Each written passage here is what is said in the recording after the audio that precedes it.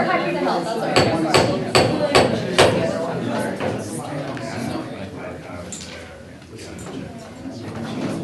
Good evening, everyone. Why don't we get started with the Marin Energy Board meeting for Thursday, May 3rd. I know we have a couple of board members running late, but we'll just get started here. Welcome, everyone. So item 1 is board announcements. Damon, I would just like to congratulate you on your Marin voice on Sunday. Thank you. You did a marvelous job, and I hope that will silence some of the critics. I'm sure it won't. Well, and that was a good team effort, Tom, as you can imagine, but I think, thank you very much. We're getting some very positive feedback about it, and actually we'll have a more comprehensive report as part of the communications update about where things are at, the trends we're seeing. But you're absolutely right. They're looking good right now, and I think people appreciated that information, and we'll continue to do that, going forward as well. Any other board announcements? I got one. Okay, Larry. On Monday, we filed a petition for stay with the PUC on smart meters for Fairfax and County of Marin, which is something, at some point, I'd like to have MEA take up, at least for discussion purposes, because there's, right now what the CPUC is going to consider is what's called community opt-out, which would be, and right now they've come up with this individual opt-out, which is very expensive. It's sort of doomed to failure because of the onerous expense required to do it. But they gave us a little sliver to go in and make a case for community opt-out, which would be on a different basis. There might be a discussion of different technology, whether it's wired technology, whether it's self-reporting. So there's some pretty interesting issues that are highly related to our organization's functioning that might be worth taking up at some point. So, Larry, let me ask you a question. Is there anything confirmatory in the literature that does confirm, show or confirm anyway, medical issues as a result of those things? I mean, that's one of the major things that people have been concerned about. At this point, what the best evidence we have are the meta studies. So there's studies of the studies, and not surprisingly, the meta studies of industry studies indicate no health harm. The meta studies of independent studies show a possible connection. And WHO, the World Health Organization, late 2011, reclassified RF as a possible carcinogen. So there is sort of a grudging, beginning to accept the need to study it, the need to respect it. Mm-hmm. And part of the problem that you've got with this smart meter system is that the deployment is completely unregulated. So you could be in an apartment building and have a bank of 12 meters on the other side of your wall. And the other thing that's unregulated is that it's a mesh network. Each of the meters is rebroadcasting signals from other surrounding meters, so it's very, unpredictable when and how often they're going to be broadcasting. But there's also privacy issues, there's security issues, and there's billing issues. Well, it's, obviously there's concern about exposure to them. It would be, I guess, nice to support our efforts if someone was able to show a confirmatory study that does show some medical issues. It's a very tough thing to prove, and it's probably going to be one of those things that it may turn out to be cumulative, it may turn out to be a contributing factor. So it may turn out to be nothing at all. It may turn out to be nothing at all. But I think the one thing that we're pretty certain of is that the technology is very vulnerable to hacking. There's a lot of problems as far as the accuracy of the meters, and there's a lot of problems with privacy and protecting privacy. And last but not least, according to the Division of Ratepayer Advocacy, which is sort of an independent group within the PUC, they don't pencil out as far as providing the savings that they promise. And that's from DRA itself. So there's a discussion there, a serious discussion. What would you be asking or thinking of asking us to do? Well, one of the things that's come up in our discussions, and it's a long-term thing, is right now PG&E's system goes up to the meter. And it's similar to where we were on long-distance carriage maybe 20 years ago. We may be able to detach that part of the system from PG&E. You may be able to, in other words, have an independent third-party entity or company that would do the metering and billing just like you do with long-distance calls. So the technology is actually there to detach that from the system, if there's some willing bidders, if there's some willing entities to do it. So it's a pretty interesting discussion. Okay. Okay, thanks, Larry. Any other board announcements? Okay, let's move to item 2, public open time. Members of the public on items not on the agenda. Okay, seeing that. Got one okay, Barb? Sorry. Didn't see you there. Yeah, hi. I don't know if you're gonna talk about this tonight in the communications or not, but I'm hearing rumblings that are upsetting to me, and one of them was at the Richmond Council, there was a letter that some so-called environmentalists sent out, and there's a lot of undercurrents that have been around for years, partly from the founder of CCA, that there's, we're not doing it right because we're not doing a local build out the way they want it done. And I'm just quite concerned because I hear that this argument has now been taken up by the Tea Party folks, and it's coming around all the way. There's apparently a lot of people in Novato in particular who are opposing MEA on the grounds of no local build-outs, but they're from the right, and so, not the environmentalists. So it's very weird, and it's just really sad to me because I don't think that the environmental community has really taken in the accomplishments that MEA has brought to the energy industry. It's just, it's really sad. And I know why, because I know the people who have been, I mean, this is like a 10-year thing, and some people, got a bug in their head years ago that, the only way to do it was to make a plan in advance, and then you're gotta follow that plan, and, they don't understand that even now you couldn't even follow a plan, because the whole landscape has changed so much. And one of the things that MEA has done fantastically well is to roll with the punches and be able to provide, the most affordable and cleanest energy that is possible, at all today. And, the issue of local, and people sometimes need to understand that, it has partly to do with what are the prices. And when you're dealing with Marin property or other Bay Area property, you've got, it's a different story. And we now have the nightmare scenario for CCAs, which is the low price of natural gas. It's the lowest it's been, in 40 years probably. It's just ridiculously low. And so that makes it hard to negotiate. And then it's hard,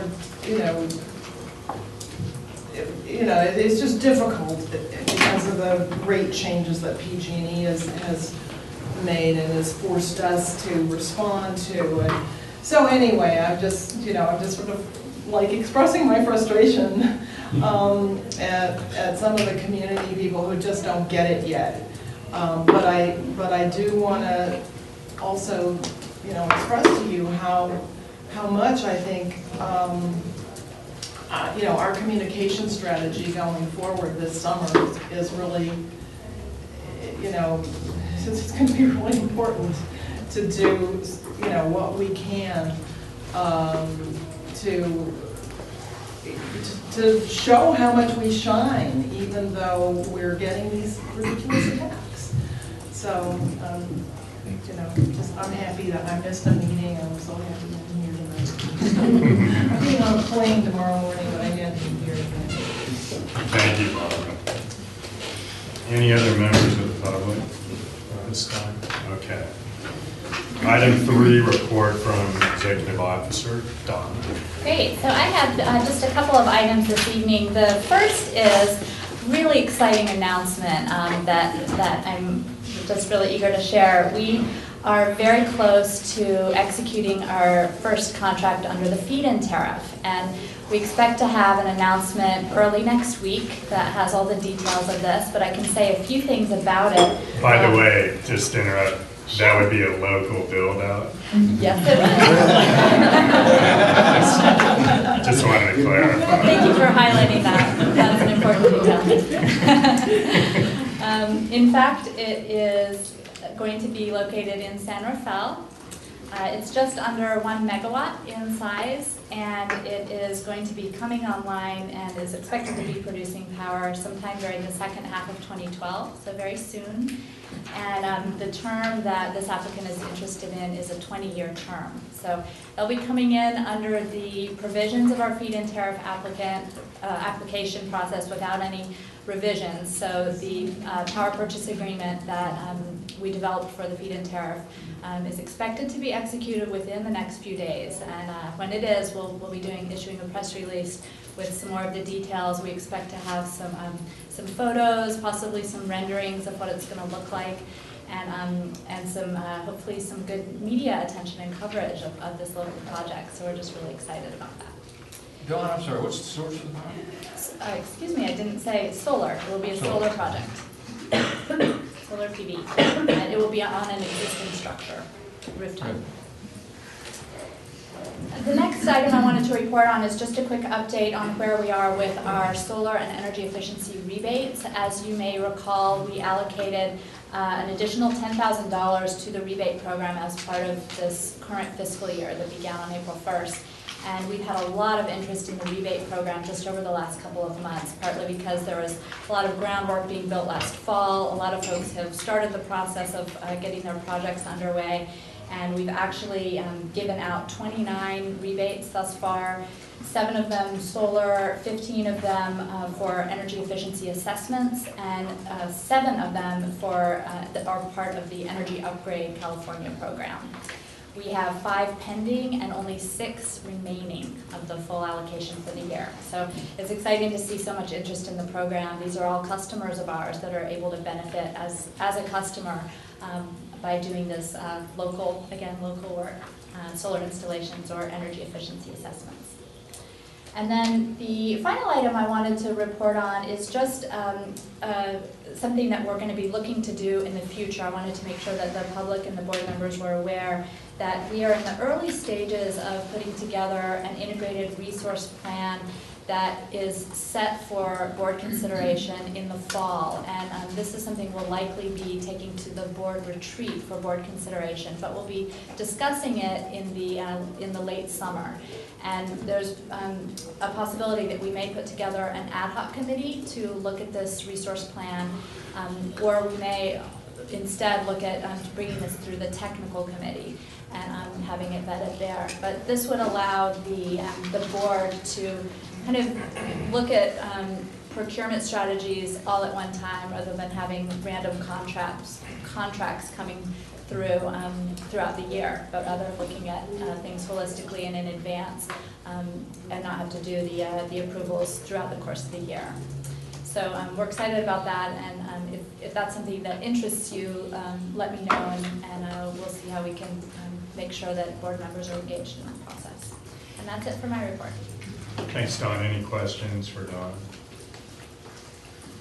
Members of the public on that? Okay, thank you very much. Item 4 is the consent calendar. I think we had one note you were going to mention. Yeah, we have one correction to the minutes. We have, there's reference to a board member being present at the last board meeting, and that needs to be fixed. Director Leone was not present at the last meeting, so we'll need to take his name out of the record for the minutes throughout. So we apologize for that error, and that change will need to be made as part of the vote tonight.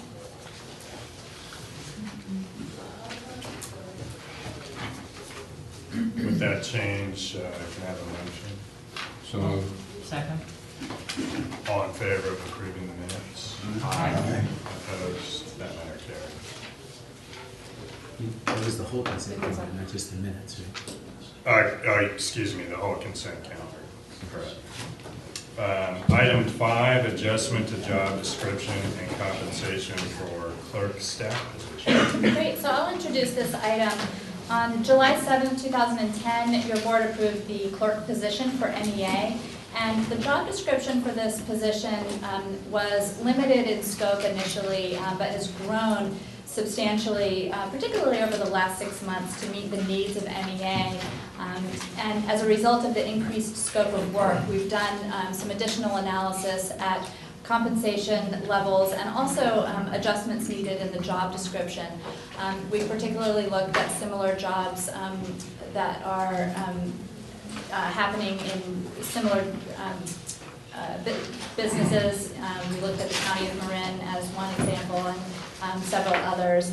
And we made some suggested changes to the job description, which have been included in your packet, and we'd like to make a change to the board-approved salary range for this position, which was initially set at $25,000 to $30,000 annual compensation. We'd like to change that to a range of $30,000 to $45,000. The board-approved budget for the current fiscal year will not require any adjustments to account for this change. So there is no change needed there as far as the budget goes. Any questions? Is this somebody who's already working? Yes. So it's a raise? Yes, it would be allowing for a raise. The way that our positions are established, Oh. there's a... And have you done an You don't want to give evaluation? it to me of because I whether- made the mistake with the minutes, I understand. Have you done an evaluation of whether she can add, subtract, multiply, and divide? and much more. Okay. Picky.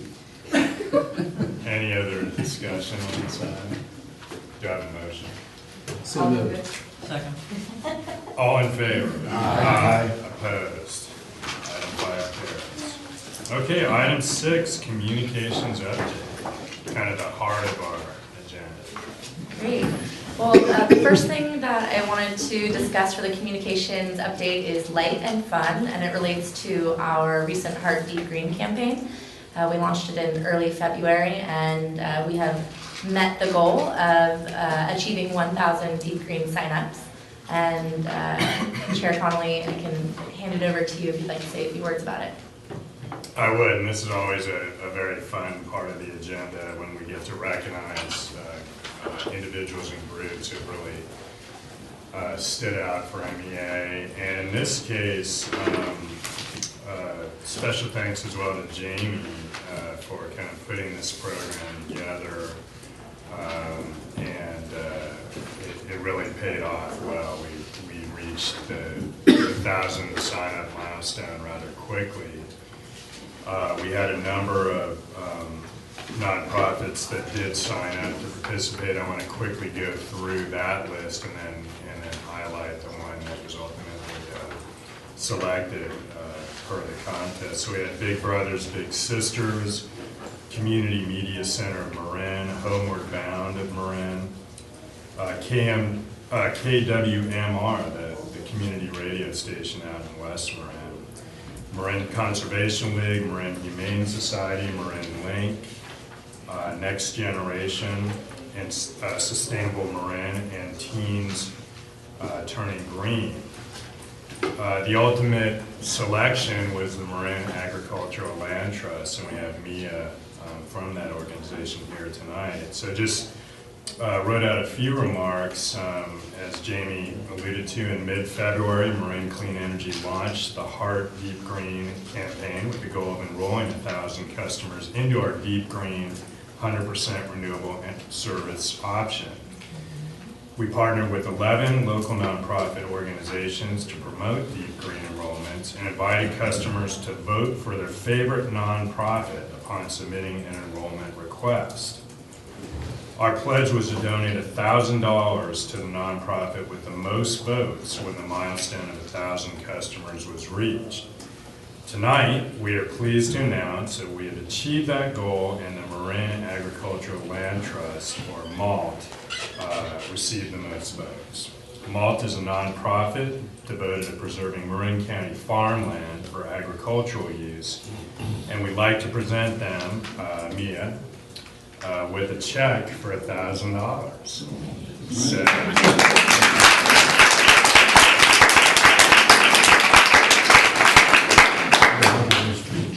in fact, we have Over one. here, I'm gonna hand it over with a picture.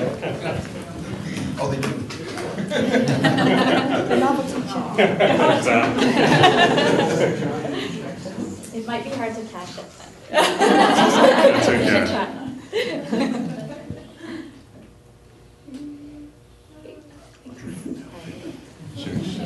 Thank you so much. Thank you. So this is kind of a check. You got. Just try to put that in make here. Thanks again. Thank you so All right. much. Really appreciate it. Thank you. How many dairy farms can you buy with that? Well, you can buy a lot of milk. But we're actually on our way to, I just want to say thank you on behalf of MALT, and that we're actually in the middle of our own campaign, and also want to thank you for signing all of these great community groups up. I mean, it's just such a great community of nonprofits that we have here in Marin, and we're in the middle of our own campaign of trying to, in honor of Bob Berner, who many of you may know, who's retiring at the end of the year after 27 years at the head of MALT. And we are hoping to raise $2 million in his honor to preserve another 3 family farms that'll take us over the 50% of farmland protected in Marin. And we're trying to get to that goal. And just want to thank you. This is an important step toward that, and we really appreciate it. So thank you. Thanks again.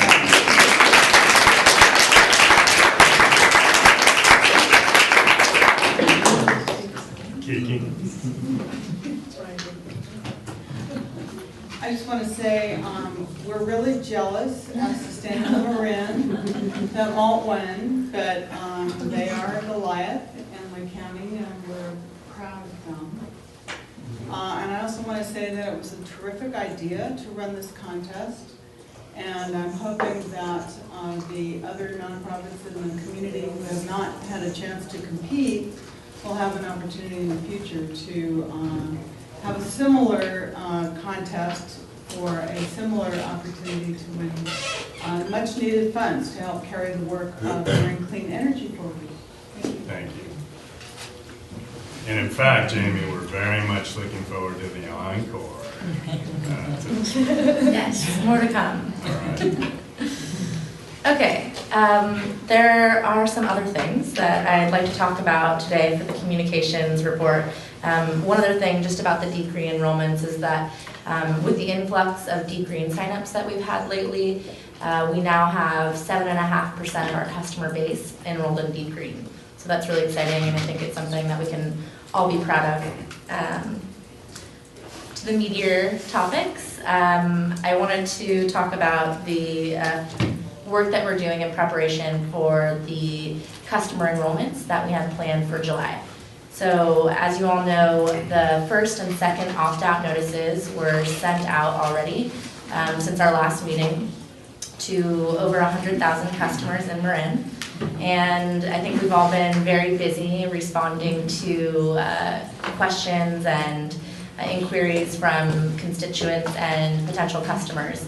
I know that the directors have been busy. I have a feeling your city staff have been busy as well, and your county staff. We all really appreciate everyone jumping in to respond to questions.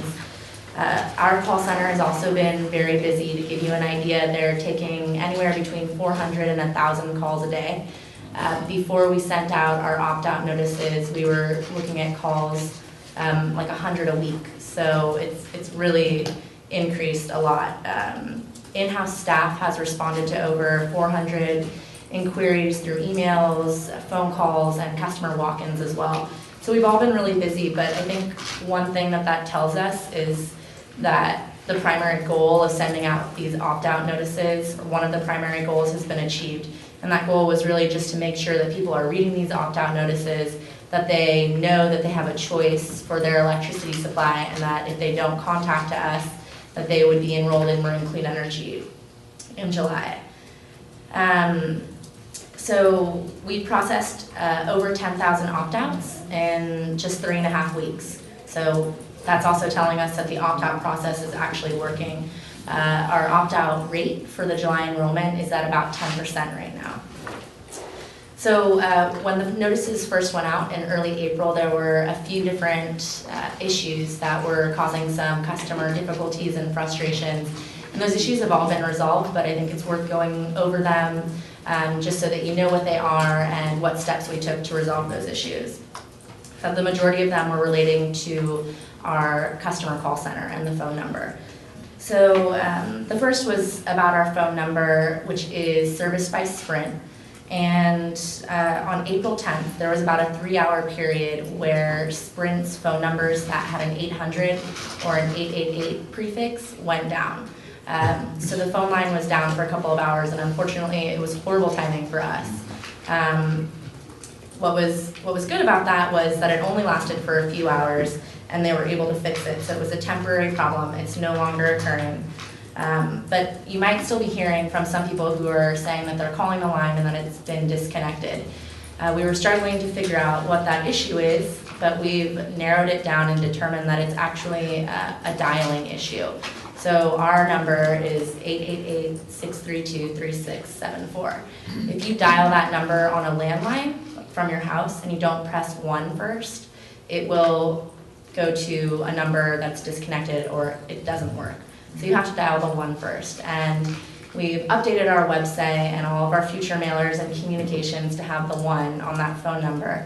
But it's good for you guys to know, just in case you do get a call from someone who says that the number is disconnected, you can just remind them about dialing the 1, and that should solve the problem. One of the other issues had to do with a faulty port for our phone lines. And the result of that was when people were on hold and then they were transferred to speak to a customer service representative, the phone was disconnected. That happened for a few days, but the port has been fixed and that's no longer happening. So the disconnection issues are over. The other issue that we heard from customers had to do with our automated phone system. So when customers were calling us and attempting to opt out, the process was automated.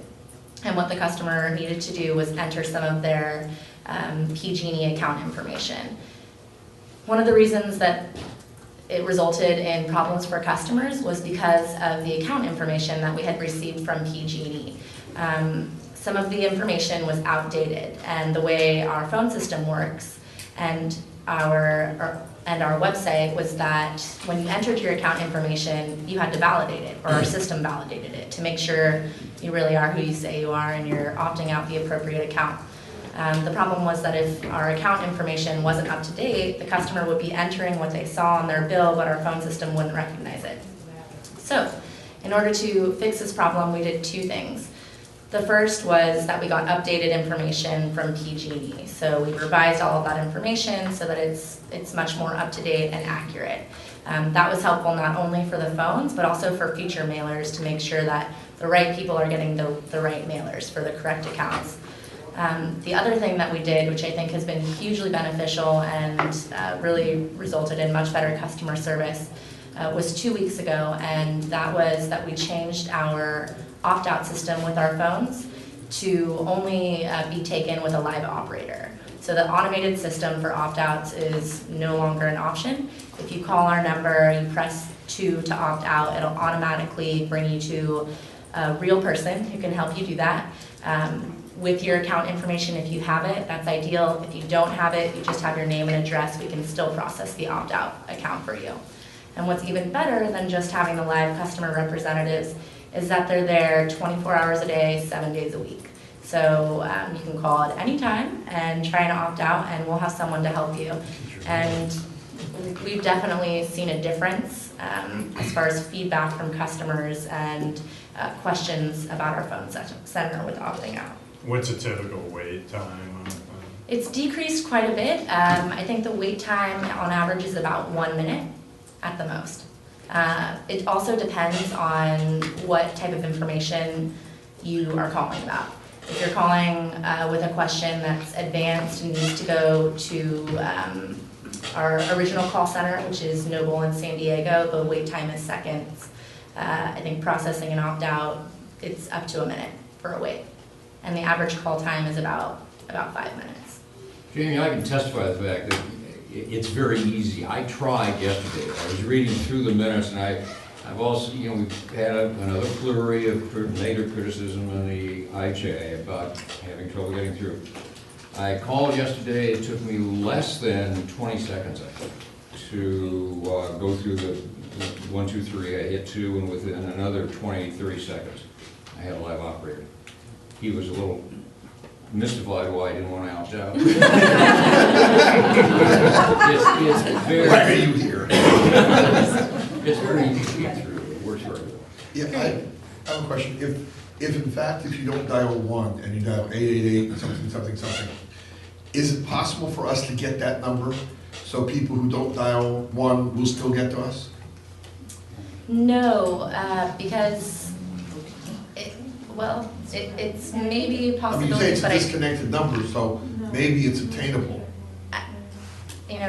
it's actually a good question. I don't know I for think sure. if you're calling long distance from a landline, you have to dial 1. No, unless you're but see, within- obviously, there could be a number that is simply 888-3212, whatever the last four numbers. Yeah. What we call our first 3 numbers and our 4th number could in fact be the last 4 numbers of a number that is an exchange 888, which is why I'll dial 1, because they wanted to free up those area codes as numbers. It's just a question, if it's really a problem, you can find, I mean, you might not be able to get it, it could be in somewhere. I think that's a good question, and I will pass that along and find out. Also, just so you know, if you call on your phone and you don't press the 1, our phones are so smart these days, it'll just do it for you. So it's only on the landlines that we're having that problem. But that's a good question, and I'll look into it. Jamie, I've got a couple of questions. Sure. PG&E supplied information was outdated. How is that? I mean, did they explain why? Why would it happen? Yeah, the reason that the information was outdated was because we had a very large request for data for every customer in Marin County, and they needed a certain amount of time to compile that information for them, because it was more than just the customer name and the account. It was their rate schedule, their usage history, and a series of other information. When they got that information to us, we then needed to go through it, remove customers who had previously opted out, identify which customers were ours, and then create our mailing list. So in between that time period, customers moved out, customers changed their rate schedules, which resulted in new account numbers, customers closed their accounts and opened accounts, and so there was just... Because of the volume, essentially. It was the volume, yes. The other thing is, on the Sprint issue, possible to get a letter from Sprint telling us that, so you can publish it. But, I think we've taken a terrible PR hit this last month or so. I hear it, I read the IJ. To the extent we can appeal by telling the public that, or pointing to the other contractor, it wouldn't be all bad. So I just suggest that if Sprint caused us a downtime and we can publish that, I think people should know.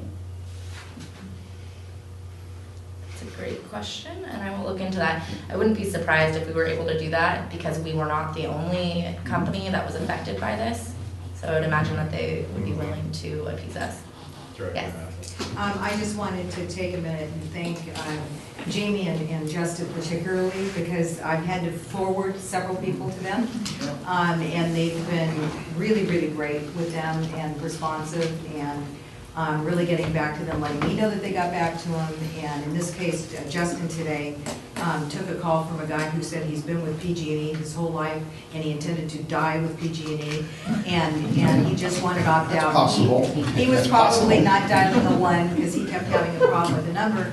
And Justin, in 15 minutes, got him to not opt out. So I think that is absolutely amazing.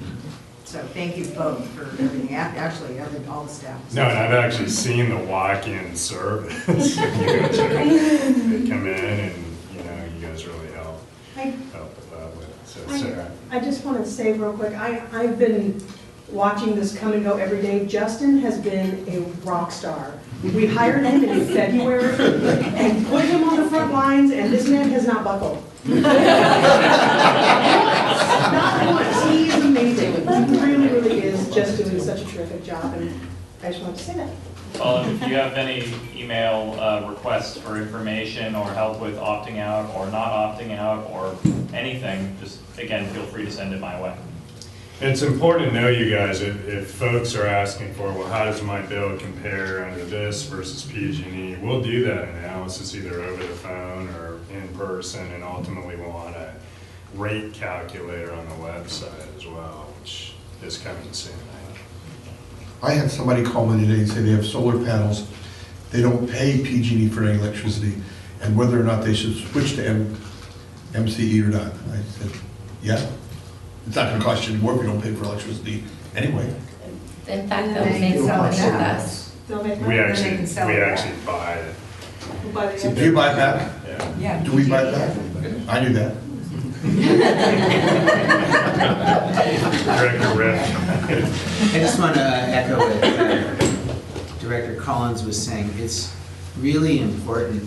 I mean, we're a cutting edge business and we have to have cutting edge service. And it's understandable when you have a rollout like what we're doing that there's going to be glitches. I know NASA, when they send something up, and it doesn't always work out perfect too, and they have a lot of scientists that are working on that. So, but it's really, really important because I agree that the PR and the perception of what we're doing and how we're doing has to be as spot on as possible. And so hopefully we got it together now going forward here, and because we're going to have 100,000 ratepayers here shortly, or some significant percentage of that. So anything that we as directors can do that can help and you give us the talking points, it's really important that, like the information, Jamie, that you gave, I didn't know about a lot of it. I just heard people say, I can't get through, and I'd say, and I said, just dial the number. And so I think you need to keep the directors informed so that, because collectively all of us have big spheres of influence that we speak to, not only our own personal, but we also communicate with our respective councils. So there's a significant number of people that all the directors here represent. So if we have information up front, we'll do a better job too, and make Justin's job easier. Leslie. I want to thank Justin and Jamie and everybody as well. Our office obviously gets a lot of these emails and these phone calls also. And Supervisor Sears, Board Member Sears, and Damon Connolly both, as you guys probably saw, did the piece in the IJ, Marin Voice. And I'd like to offer our office and working with you guys to craft or draft something for each of you so that you can put that in your own local papers, something along the lines of what Kate and Damon did, so that you can be responding in your own papers with the same information that your constituents are asking for. So. And in fact, we have a standing offer from the IJ editor that we can do a Marin Voice for every notice that goes out. Oh, that's fantastic. So I think that's something to take advantage of. Are they deep green? Is the IJ deep green?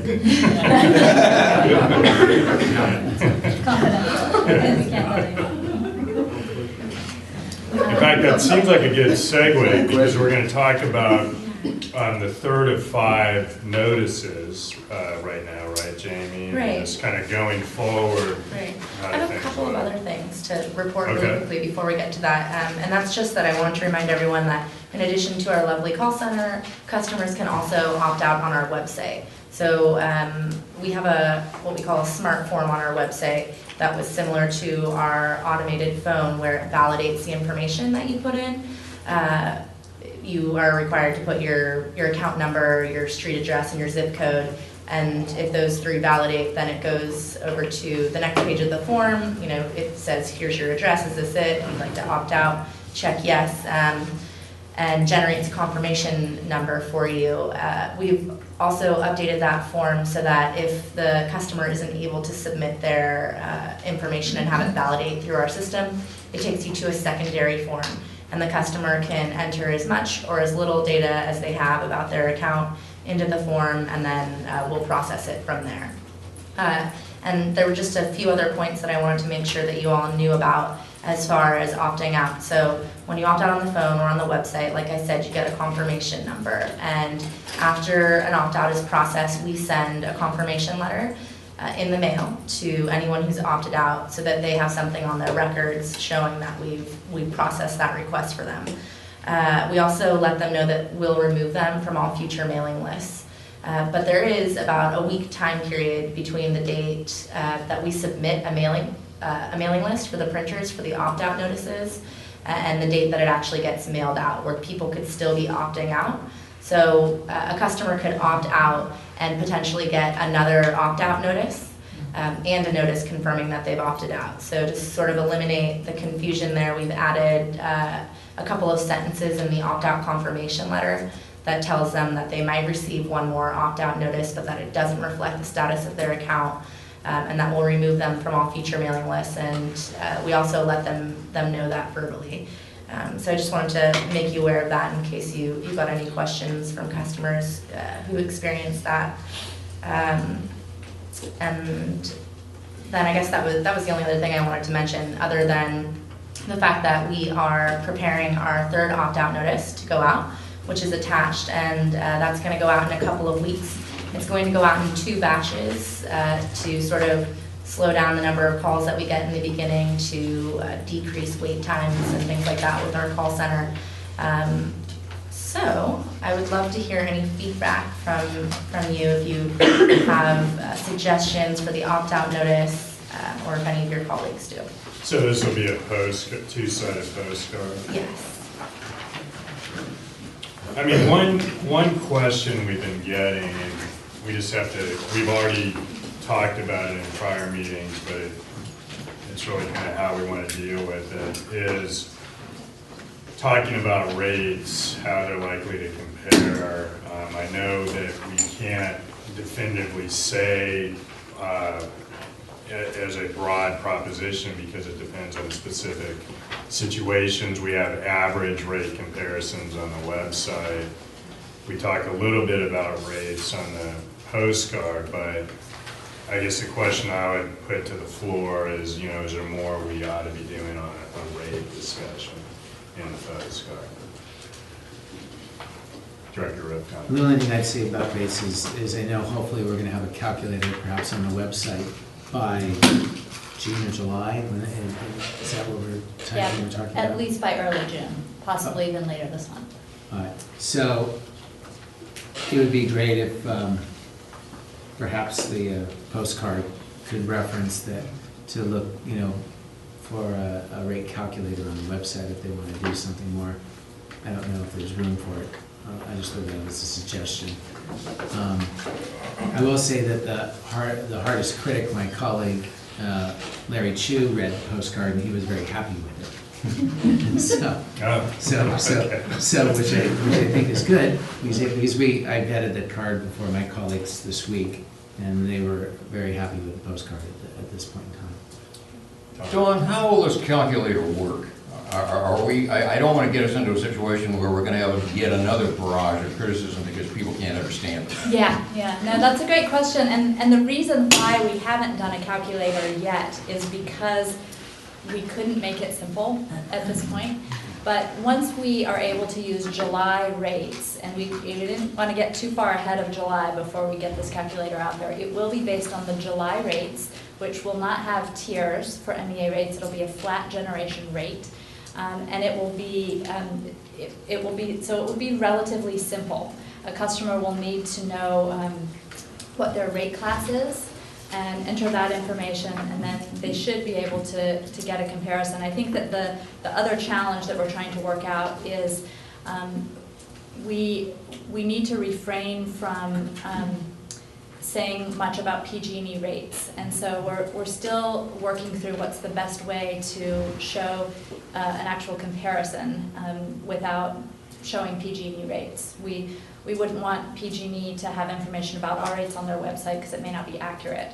The other issue is that PG&E can change their rates frequently, and so it's possible that we may not have the most up-to-date information for every single rate class all the time.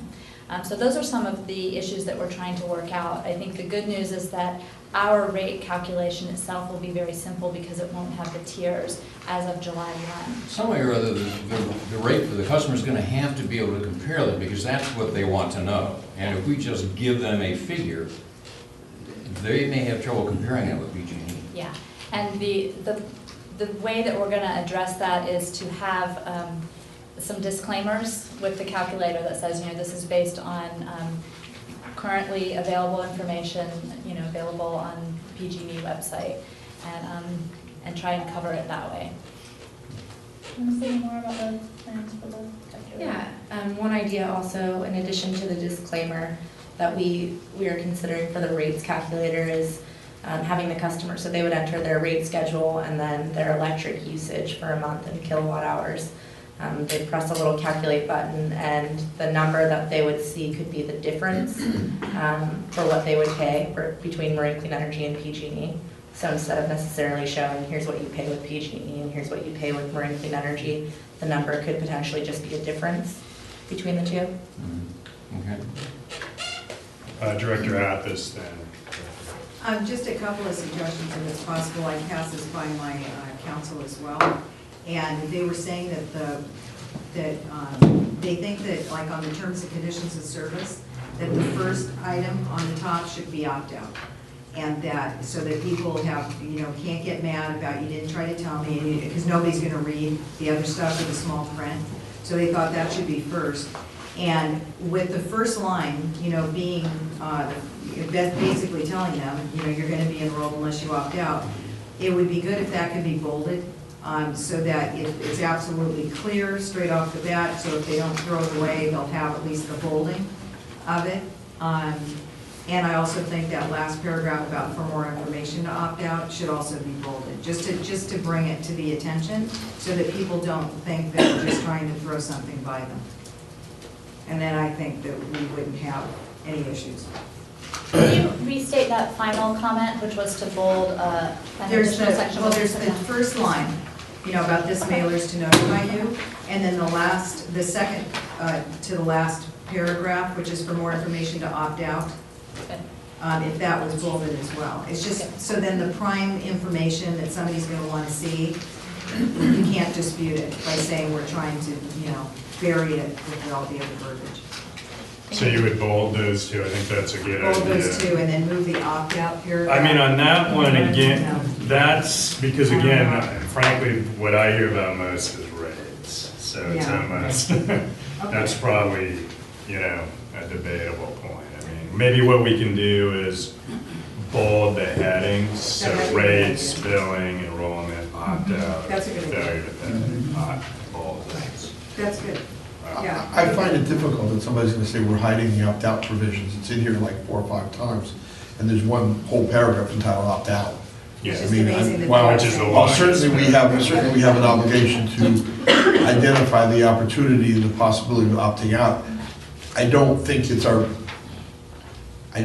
the hallmark of what we want to lead with in this. I mean, we're giving One here, information. we're gonna be bolding it where it appears. Yeah, I think it'd be fine if those 2 paragraphs were bolded, then leave the other thing blank.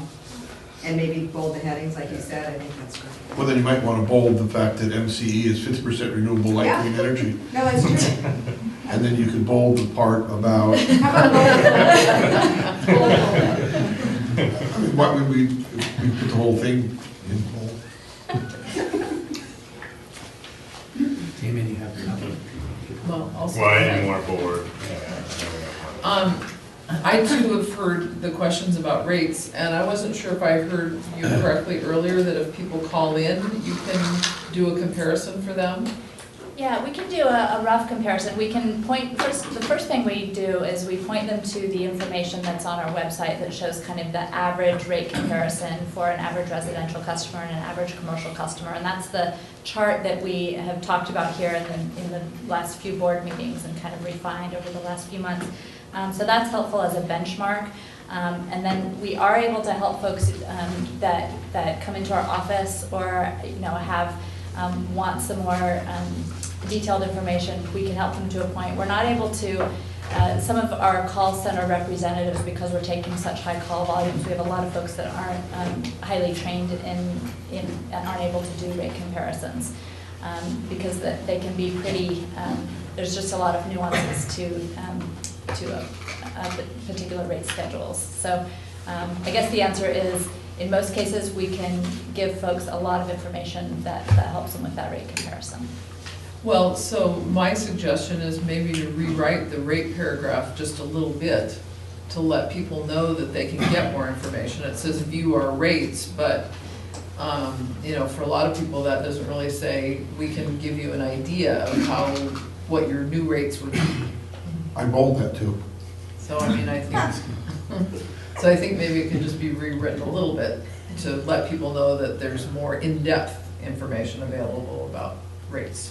Yeah. That's a good idea. So many people out there, I think, believe that the MEA has really decided that they would enroll them and then give an opportunity to opt out. I look at these things and I'm wondering if it shouldn't say in the very beginning under the smart route to reliable renewable energy, mailers to notify you that as mandated by state law or as required by state law and blah, blah. So right up front, people will see, oh, the state required that this happens.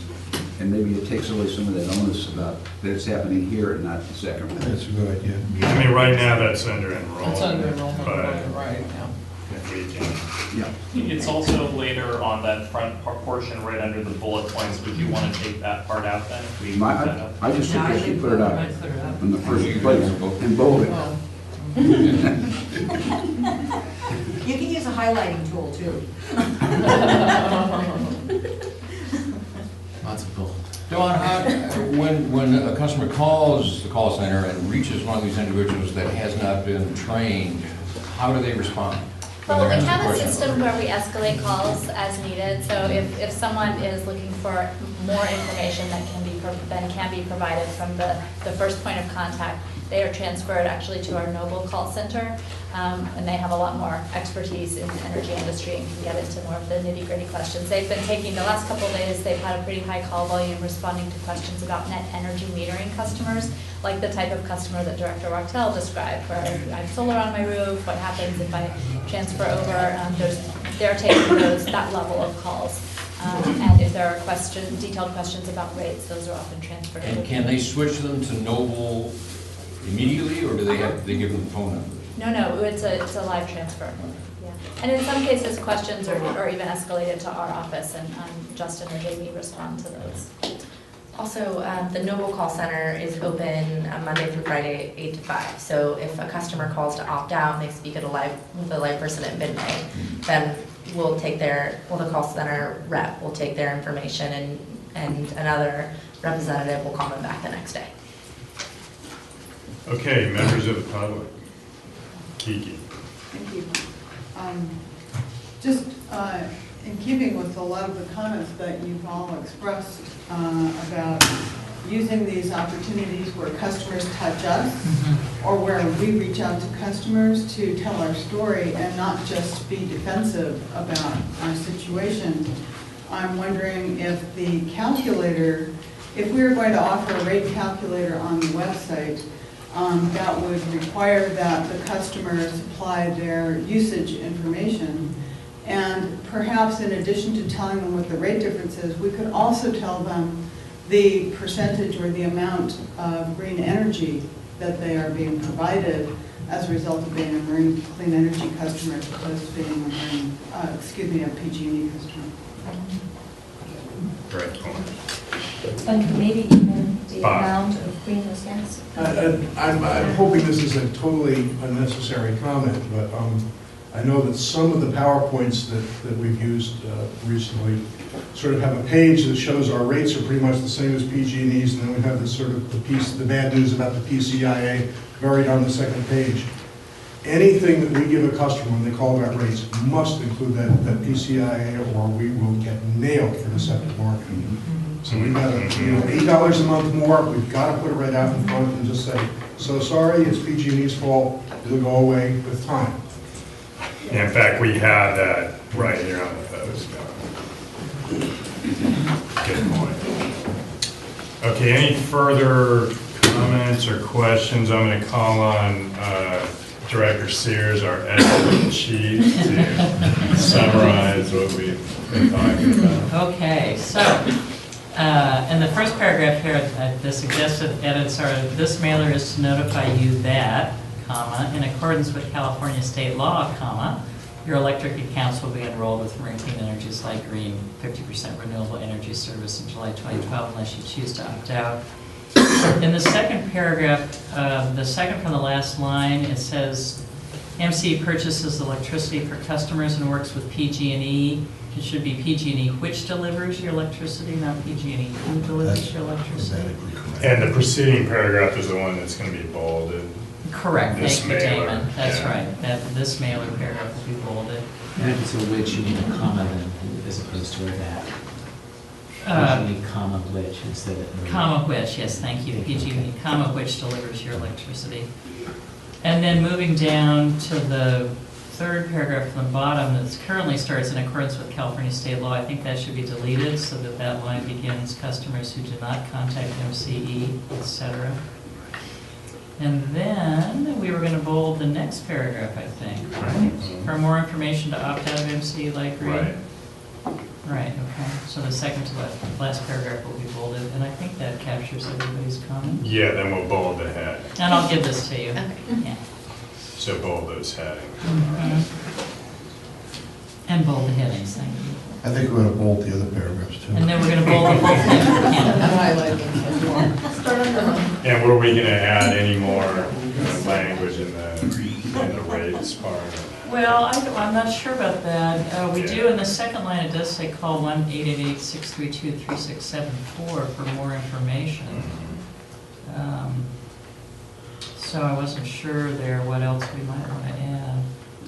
The calculator will be showing up on at the link that's already provided here, so once that's live. But not until July. Correct. What color is that? Or June. The URL. I'm sorry, that'll be July, not The June. website. It'll be in June. What color is the text on this? Well, obviously, It's the turquoise. websites are different color. Yeah, What is it, green or what? turquoise. Turquoise. Chartreuse. Okay. Well, turquoise is different than chartreuse. very. Very. Okay, any further edits? All right. Thank you, everyone. Do we need to take action on that? Looks like no. I actually have just a couple of other things Okay. to talk about. Go ahead. Just actually one other thing, and that is that we are continuing to participate in lots of community events. There was a document in the board packet that listed them all out. We've held community meetings for Novato, Fairfax, and Ross, and these were all meetings that Marine Clean Energy hosted. And we also have 2 more meetings coming up that we're hosting, one for the Larkspur and Corte Madera area and one for Mill Valley. And I wanted to make sure that you all saw these snazzy new yard signs that we got. And we are bringing these to events, and if you would like to have one for your yard, we'd love to get you one. So please just let me know. And There are extras in the We corner. do actually have a few here tonight. And there are extras in the corner. Such a surprise. Are they free? They're free. Wow. So, I think it'd be helpful on the community events where you list them, if you have location and time, or, so Okay. so if any of us want to actually go to those events, we'd be Sure. able to do it. Isn't Larkspur going to tell you where theirs is? They don't tell me anything, you know, so I have to find out. So, And then one other thing about events is that we are sponsoring the Sausalito Film Festival again this year. It's actually the third year in a row that we're sponsoring it. It's usually in August, but it is in May this year. And they are dedicating a film to Charles McGlashan, and they're making that a tradition. And we're sponsoring that specific film. The movie is called The Big Fix, and it is playing on Saturday, May 12th. And it is about the largest oil spill that we've ever had. And I have several tickets, and we would love to invite you to come to that movie. So if you'd like to see it, please let me know, and I can give you tickets after the meeting. They were complimentary as part of our sponsorship. Jamie, circling back one sec. So the postcard, when is that going out? That will be going out on 2 different dates. It's in about 2 weeks. I'd have to look at my calendar to get the specific date, but I think they're both on a Monday. I think it is on May 14th and the 21st. And then the 4th and 5th? We'll go out in July and August, late July and late August. Marin Voice opportunities, looking for volunteers. I know Director Rifkind is very interested in doing one in connection with this opt-out notice. We'll work with you on that. And yeah, anyone else who would like to do that or any other writing, let us know. Okay. Item 7, regulatory update. I was a little hurt that Jamie's is the heart of the agenda. What we're going to do is it can be the soul of the agenda. Exactly. The star. So, first, I think that most of you have already met Jeremy Wayne. He's our regulatory analyst. He joined us earlier this year and has been working on a wide range of proceedings. And there's plenty to go around, actually. So. It's been wonderful to have him as part of the team. She deserves that raise.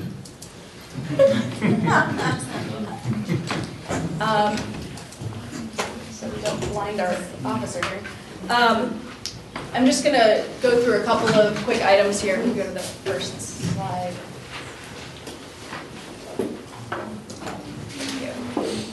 The first item that I want to talk about is the power charge and difference adjustment. These are the exit fees that customers pay. We have been clamoring for well over a year to get the PCIA implemented. And this month it's going to be, on the 10th, it's going to be on the commission agenda, the Public Utilities Commission agenda. So this is going to result in a significant decrease in those exit fees and will also be retroactively applied. So we're looking forward to seeing that happen. We had only some minor comments on the draft resolution that's out there for vote, just requesting a very specific short timeline for the IOUs to send out their advice letter filings, which would formally implement this. Next slide. can I ask a question about the PCA? Sure. So that I understand it, over time it's going to decrease because the customers are here and they'll have bought power for the customers that are already, is that the concept? Correct. Yeah, so what the PCIA represents is the above market cost of power. The way that it was previously calculated was there was just a single sort of market price reference, and so for all the many renewables contracts, many of them are significantly above this sort of brown power cost. And so what the new methodology is doing is it breaks it into 2 components, sort of a brown component and a green component, so that there's appropriate benchmarks and addressing the appropriate above market cost for those. And so what it reflects is PG&E had entered into long-term contracts. Those net extra above market costs, those are considered to be stranded cost, but over time, obviously, the procurement on our customers' behalf goes down to 0, and those residual contracts goes down to 0. So it's at a certain point in the future, just it continues to taper off. Will you be able to give us at a future meeting a graph or some sort of timeline, maybe after the PUC does their thing, you'll be able to tell us Yeah. what the graph's gonna look like when PCIA turns to zero, because I assume that will be helping us to be all the more competitive, because now our rates are, that are similar to PG&E's, and so we won't have this continuing rate discussion of always being higher, right? I assume, I mean, are we talking months or years? Oh, it's annually vintaged, so each year the PCIA sort of decreases over time, but as for a specific graph, so John DeLessie isn't here, but It doesn't I have don't to think be- that it could be predicted because we don't know what the market price reference changes each year, and so the vintaging and the amount of the PCIA changes every year. Yeah, and there are two things that I'd like to add in. I think one thing that's important to keep in mind is that the timing of this charge being diminished relates to the length of the contracts that PG&E has entered into. So many of their contracts are short, medium term, some are long term. They might have some 20-year contracts out there, and so unfortunately, that a little piece of that PCA could continue to live on for quite a while. But it is reset every year, as Beth mentioned, according to this new formula. I think the other thing that's important to keep in mind is that because the PCIA is set to account for the above market cost of power, right now, as we all know, power costs are very low. They're really at a historic low. And so that causes the PCIA to be at a higher point than usual. So in addition to the diminishing over time, if we see power costs start to go back up again, the PCIA will kind of have an inverse reaction where it starts to drop down again. And the last thing I'd like to mention, just as a reminder, in the CCA proceeding that Beth talked about in our last meeting extensively, we are requesting that the PCIA be limited to a 12-month period. Now that's a pretty big ask. I don't know if we will succeed in reducing the length of that PCA charge being on a customer bill, but it is something that we're looking to do, in addition to these other factors. But it is, in addition to it being cut in half, in addition to it kind of being at its probably its highest point now, assuming that power costs are going to start to creep back up, we are likely to see this charge becoming smaller over time for a number of reasons. But they do track each customer. Correct. With the PCIA, they do have a record of what each customer, what their portfolio and the cost of their portfolio for each customer as they leave. So my PCIA may be different than Lana's. Yeah, you're assigned a vintage year depending on when you depart from PG&E service, and you have that vintage. So the vintage calculation applies to you for the rest of your time paying the PCIA. Until they run out, or I do. Thank you. And the next item I just wanted to touch on is some advice letters that just came out on the 1st, which it will implement the conservation incentive adjustment and various low-income rates. This is the rates that are coming into effect in July. It's not a surprise. We've been waiting for this, and the numbers in there don't look like a surprise either. But it's just a matter of information, so this is just part of the process. So now we know what the entire table of all the different rates that will be happening in July. Right. So this item is actually one that I have been working on. It was actually one of the first filings that I assisted with. It's the electric program investment charge. Some of you may be familiar with something called the public goods charge, which has remained on our bills for quite a few years. It was a legislatively mandated fee on all ratepayers, and the funds from that fee were being pooled together to fund statewide energy efficiency and renewable energy programs. That has expired as the start of this year, and so the Commission is putting into effect this EPIC as a charge to take the place of the public goods charge. It's slightly different in that it does not apply to energy efficiency. That's being funded through other pathways now. It applies to research, development, and deployment and renewable energy type projects.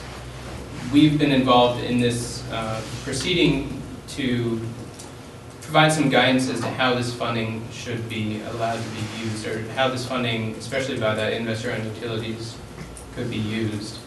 We have had some tension in the past with the public goods charge, and that those funds being used to support energy efficiency programs that PG&E was leveraging to dissuade communities from joining our service, or other communities looking at CCAs, and PG&E leveraging that as an alternative to starting a CCA to meet their greenhouse gas reductions. So we filed comments. We basically asked for the utilities not to be allowed to directly administer these funds and for a neutral third party to do so. The California Energy Commission is the neutral party that the Commission has pointed towards. There's a proposed decision that was just recently issued, and at this point we're writing some comments relating to that. This proposed decision basically allots 80% of the funding to be administered by the California Energy Commission and 20% of the funding to be administered by the investor-owned utilities. And there's a condition, an asterisk, with that 20%, which, if we go to the next slide, this is the little snippet of it, but it's essentially saying that the portion the investor-owned utilities can administer cannot go to generation-only deployment, which is wonderful for us because our customers are paying into this just as PG&E's customers are. And if PG&E was allowed to put this into generation, then they're effectively billing our customers for things that only benefit their customers. So this is one of the first times where we've had wording this clearly put into a proposed decision that the generation projects should be funded through generation rate and the distribution items funded through distribution. And so the comments that we are crafting, that I'm crafting currently relating to this are saying thank you and keep the language as is, do not let it change, and hopefully it will go on from there. But we consider this a small victory. It's not a victory yet. It'll be a victory Almost. if it comes into the final decision, but I think that one of the important things about this proposed decision is it really does reflect you know, a lot of education that we've been doing at the Commission to understand these cost allocation issues and, you know, competitive fair playing field issues, and to see those issues being clearly framed in proposed decisions, and for that understanding to be had by Energy Division staffers, Commissioner staffers, administrative law judges. It's really paving the way forward for easier sort of understanding to ensure that these cost allocation and other sort of larger policy objectives are being met. So the next item that I want to talk about is one that you might have seen. There was a brief article in the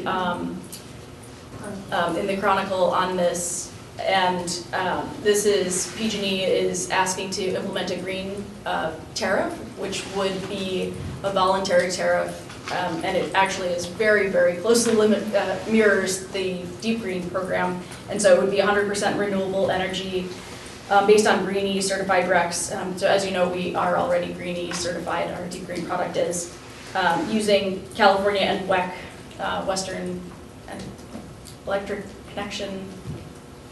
Is that right? Connection. I wish Kirby were here. We're starting to get into the technical definitions. At a price which would be an at-cost price, not to exceed 2 cents per kWh. The cost would be borne by the participating customers. And so we're just going to be monitoring this proceeding to ensure that you know, the cost allocation continues to be appropriate, and that it wouldn't be used as a tool to dissuade communities from launching CCAs. Yes? Isn't that cost like double what our Deep Green is? So that's a good marketing and perhaps ultimately put out, go Deep Green Marin for 50% of the cost. PG&E's. Yeah, and so that would be the cost cap, so it could be below, it could come in below 2 cents. And it's just something that, you know, this is the very beginning of the proceeding, so it won't be implemented until, you know, well over a year from now if the Commission approves it. Beth, that article you referred to in the Chronicle also pointed out that they tried a similar program 3 or 4 years ago. It was an abject failure. Yeah, the Climate Smart program, it had a very, very low participation rate, and they ended up ending the program. But I think that, when you take a look at how they're modeling their program, I mean, it just demonstrates the strength of our program, and, we already have such a significant participation rate. And furthermore, when you're looking at, well, how does this impact CCA overall? The impact of the enrollment into even our light green product has such a significant environmental impact that it sort of, the tide rises, floats all boats, rises all boats. One of those. And the next slide, this is just another one I want to touch on. This is just, it's an economic development rate. This is another PG&E request, and in this case, this is an incentive to keep companies in California that would otherwise leave the state or shutter. And this is an already existing rate, but they have to apply again in order to continue the rate. So the proposal as it stands is they want to collect the funds in order to make this discount through the distribution rate and then apply the rate discount to PG&E charges. If you go to the next slide. So essentially the impact for bundled customers and CCA customers is very different. There would be a much more significant benefit to bundled customers than to DA and CCA customers because their PG&E charges are higher since they receive generation service from PG&E. And so the discount wouldn't be applied to, for example, MEA charges, since it's not a PG&E charge. And so we're looking to correct the cost allocation methodology and the discount to ensure that whoever is getting an economic development rate discount continues to be indifferent between bundled service and direct access and CCA service. And so I think this is a pretty, a minor proceeding, but it's just another example of really needing to review each application and file the comments and ensure that there aren't disparate impacts for CCA. The next item here, which is our last item of the evening, I touched on this during the last meeting, is the virtual net energy metering. And essentially there had been some language proposed that would limit virtual net energy metering only to bundled customers, even though it's a California Solar Initiative funded program. So the CSI is collected from all customers, not just bundled customers. But virtual net energy metering would only be allowed to apply to bundled customers under the originally proposed language. We provided comments, and if you go to the next slide. And so the final, under the final resolution, so the rules that are going to be implemented, virtual net energy metering is going to be available to all customers, including CCA customers. So that's just another sort of small victory along the way. Do other folks have comments? Did everybody read the packet? I have a question about how the PUC works and the political aspect of it, because you have this organization that I can't remember the last graph the last time you said PG&E is 1,300 times bigger than something like that, or 1,400 times bigger than MCE. And so how does it work? You got these folks that are political appointees that are on the PUC, appointed by the governor, however they get there, and you say you're fighting the good fight in these regulatory battles. How's that work out? You think you got a bunch of folks that are really open-minded and fair? That are making these decisions? Is that your impression? Yeah, I mean, I think that the commission is trying hard to do the right things, and when you see all these different proceedings, everybody has their own particular interests, and I think that the commissioners have a pretty wide range of backgrounds. Several are sort of utility background. One has a sort of a telecommunications. She's a former law professor. One worked with TURN, which is the Utility Reform Network, and so he is focused on protecting ratepayers, in particular bundled ratepayers. I think that at the current point in time, there is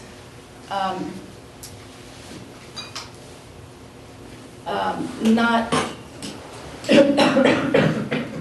as much of a focus on CCA since we're quite small, but I think that we've done a lot of education over time.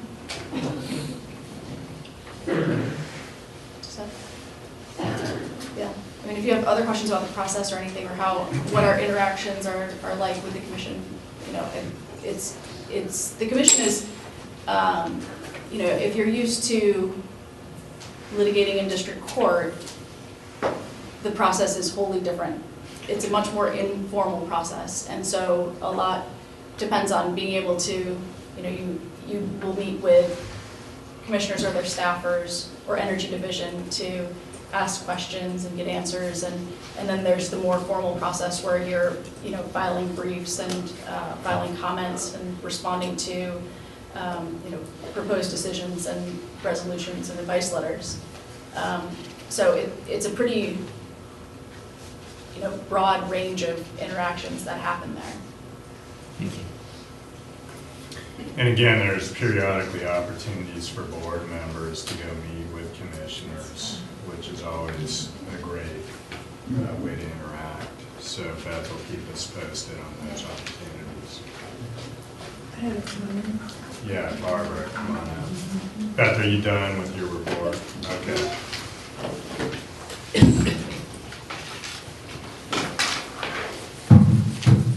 I had a couple of comments. One was the economic development actually, in another proceeding in the general rate case, the settlement outlawed any economic development work that PG&E did because it was linked with customer retention. And it still is this way, but if you can get the CCA, you know, to work with it, that would be great. I also wanted to point out, we actually have a guy in this proceeding, and it's interesting because he's a fellow that is living up in Davis, and he said that he's on a committee, I think Natural Resources or something like that, of the Davis City Council, and they voted 100% to create a CCA last week, so that's going to go to the Davis City Council next. But he was very concerned about this green option thing, so he's now in this proceeding and we're working on comments. And you know, and he was saying that the PG&E is supposedly just acts as a conduit, you know, with taking ratepayer money, and they're claiming that there's no profits. And I pointed out to him, first, I would never take PG&E's word that they're not receiving profit from a program. They have lots of ways of nipping off a little extra around the edges. But most significantly, this program is all about corporate advertising. It's a way to get ratepayers to fund advertising, which is otherwise required to be paid by shareholders. So by replacing, you know, a generally shareholder-funded advertising program, it turns out to be, you know, used in as profits would have been used. And I mean, I think it's all about advertising. We know that they originally proposed the green option back in 2008. Maybe I think before that, maybe 2007, they were already promising a green option. They said they were going to go to the CPUC, and of course they never did until now. So I don't see this as necessarily a done deal anyway. But one of the things that we are going to be, you know, Web is going to bring up in this proceeding is that we don't believe that this is just, you know, a service to ratepayers. Excuse me, no, it's not. Thanks, Barbara. Any further questions or comments on the reg report? Okay. Board and staff matters. Anything else? Okay. We're adjourned. Record time. Yes.